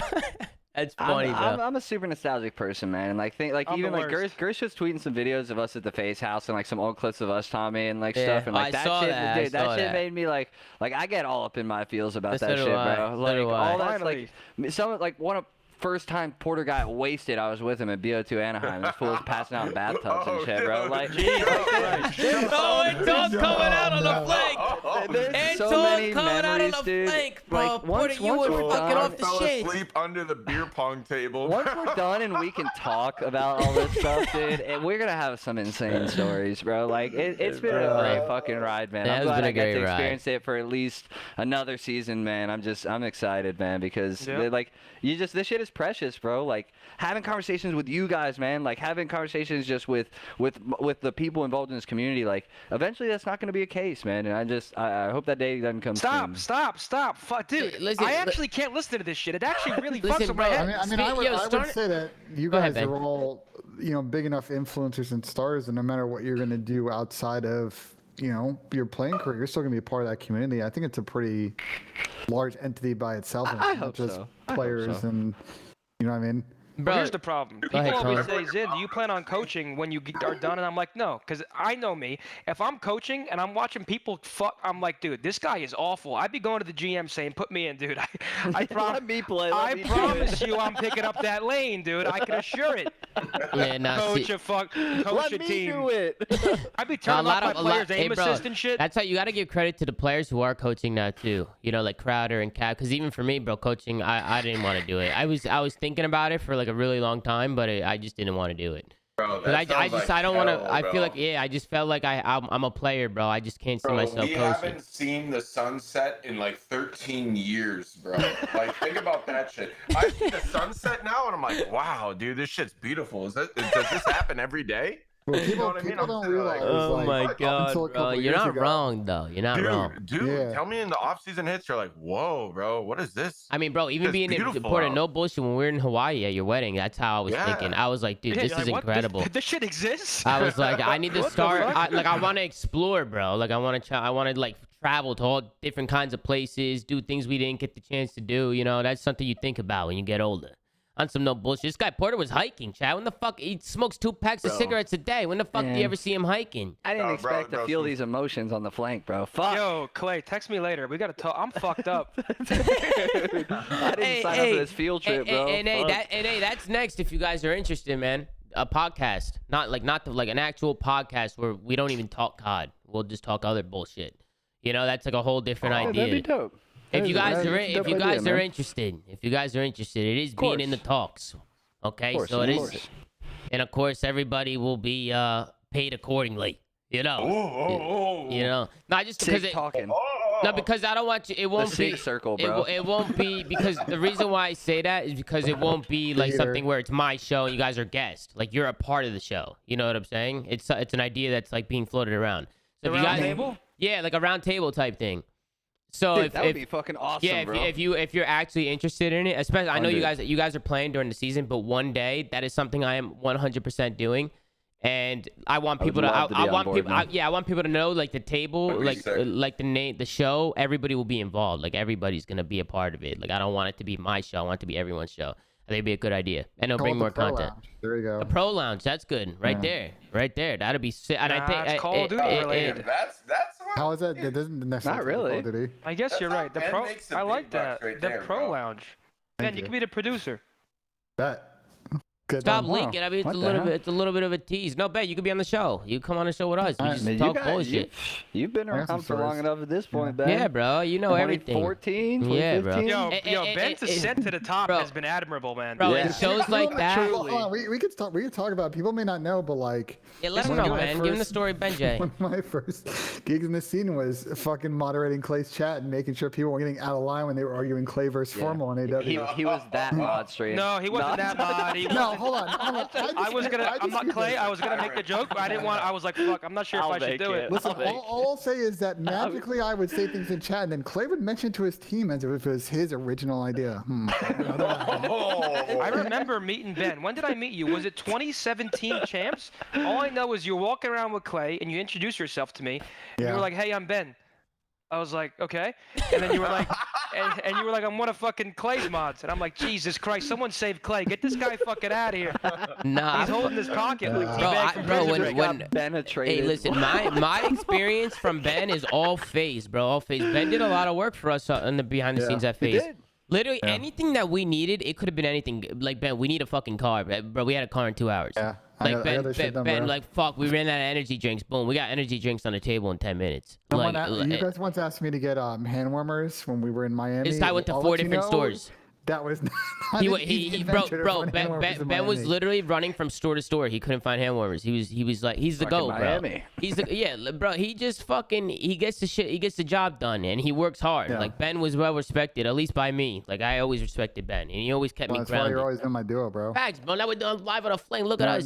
Now we gotta That's why shut you up. worked your way to the fucking top. Shit's You know what I'm crazy, saying? bro. Shit's crazy. But yeah, and speaking of, somebody in the chat was like, sell a round table or the Pro Lounge show to the CDL. That'd be cool. This and I'm like, no, bro. Sell it to him. I want Porter to be smoking a cigarette in this show. You know what I'm saying? Like I want it to be that gonna be laid back. God, dude. I want it to be real. real, like dead ass real. We talk about every little story, everything. Oh we, my Clay, God, we actually dude. need you strictly for your laugh. You can make a Unfiltered. you can make a gravestone sound funny. Unfiltered, bro. This guy starts laughing, he'd have anybody sounding funny, dude. Hey, man.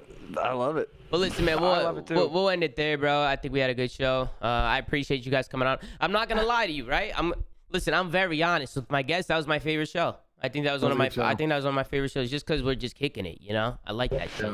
I appreciate you guys coming on, Clay, Porter, obviously Doug stopped by. Shout out to everybody. My man Doug. Oh, they want to see a Ben putt. Hey, it almost got away from me, Ben. You got to get the fuck up and hit a putt in front of everybody. Let's get this going. Wait, But Ben, this was a good ass episode, bro. Just literally like Happy Gilmore this shit. Don't even go for the whole. I'm gonna break the window of my apartment. Put it through the Hit the window. wall with the No, ball no, as no. hard as you can. Yo, Clay, hit me up later. We got to FaceTime about all these memories. I'm fucked up right now. Yeah, I got you, bro. Bro, you know Alright, what's let's you do know, this. you know what's funny too? I told Ben to do that once. Like, yo, open up your window and hit a driver, bro. Just like drive that shit out the window. Like, tell me that would have been yo, Ben, comedy, bro. Tell me that would have been comedy. If you hit the ball so hard that it's literally stuck in the fucking wall, I'll drop 250 gifted subs right now. Ben, you heard him? I'll drop 250 if you Ben, stick that fucking Ben, golf ball rip in it. the wall, bro. He's not gonna hear you. He can't hear Ian, us. come to my I will chuck a Oh, baseball bro. through my fucking wall He's right now. stepping for up. Look, 250 he's gifted. stepping up. He's stepping up with the fucking slippers on. He's gonna. Oh, he sinks. No, this is bullshit. I'm actually gonna tell him to do it again when he comes back. He's too close. I'm gonna tell him to do it again. I'm gonna tell him nobody saw it. Come on, Ben. Ben, the camera was all fucked up. Nobody saw that. You gotta do it for us one more time, and you gotta move your camera down. Move your camera down. I was on the wrong scene. That's on me. I'm gonna need. Wait, real quick. Come on, real quick, bro. Move your camera down a little bit. Okay, I'm making You're another good. You're podcast. good. Move your camera down. You're not listening to me. I got you. Chill. Wait, Ben, I did see you drain that one, bro. Shut up. Hey, Ben, all the way back on the map, Ben, all the way back. All the way back, all right? I need you stand up. Look, he's going to put it up a little bit. He always, saves 2 feet. This fucking guy. He always puts it up. Yeah, he Look, was shooting he from puts like halfway. it up. Put it back on the back. Oh, come on. Back it up. Back it up. All the way at the back. It would make my life to see a box of Magnum condoms on that island right now. Back it up, Ben, a little bit. See the white line? Back it up at least to the white line. The white line, like the edge of the white line? Yeah, the edge of the white line, like in the middle of the edge and the white line, like in the middle of that. Making it much harder, but fuck it, whatever. Yeah, exactly. No shit, we're making it harder. You fit this putt for fucking 3 months. A little bit more. Okay, he barely fucking touched it. All right, let's see. He's gonna watch him miss this one. He just fucking breaks it. Oh, he sinks it. Okay, man. Okay. All right. My bad, Ben. You didn't have to do us like that. What do you mean? Ben, you didn't have to do it like that. You fucking. Yo, Ben, 2 for 2. You bro. drain that shit. Tommy, what hoodie is that, brother? On the show. This is Dylan's. A statement of Dylan's apparel. Yeah. Shot why? I have the hoodie. I love the hoodie because I It's a love good that. hoodie. The fit's nice. Yeah, I like it, bro. I like it. It's not just a fit, the material and the stuff. Dude, Yeah, it's heavyweight. Yeah, man. A statement of. If you guys haven't seen Tatch's merch, go check it out. It's dope I was as fuck. rocking that Better Days Ahead shirt the other day, Zen. Hey, appreciate you. Halloween That's drop just this dope weekend. too. That's just dope too. Thank you, brother. Listen. Let me end the show. Make sure to like, comment, subscribe. If you're watching on YouTube, go to anchor.fm/theflank to check it out on Spotify, Apple, all the other bullshit. Make sure to go follow @theflank on Twitter. All right. Make sure to go. What the fuck, put it? The fuck. Keep it going. Keep it going. We'll see you guys next time. Have a good fucking day. Thanks for having us. See ya.